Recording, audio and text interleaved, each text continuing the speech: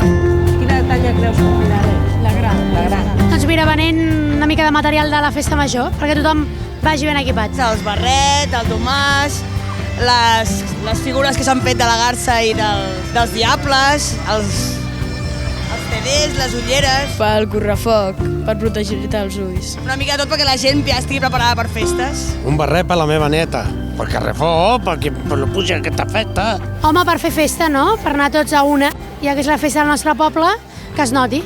A los nens los pone tan contentos a todos, que se van pujar con barret y mocador. El carrefó que està una tapada. Has d'anar protegida. Y participan de festa y con ganas de gresca y de festa. Bueno, és una manera també de promocionar les colles, de rebre diners i es va treure al carrer perquè es venen alguns estanys doncs, de manera més ràpida i més fàcil d'arribar. La gent hi col·labora, ho compra i sempre, bueno, tothom té aquest esperit de festa, no? I és la manera de motivar. Si nosaltres motivem, doncs suposo que la gent també després s'ho acaba comprant. El que més es ven és el mocador. Vull dir, el mocador cada any els exhaurim tots. Vull dir, avui o demà ja s'hauran acabat. I la resta, clar, tots fan gràcia, però ja són que els guardes any rere any, vull dir que ja no el compres cada any.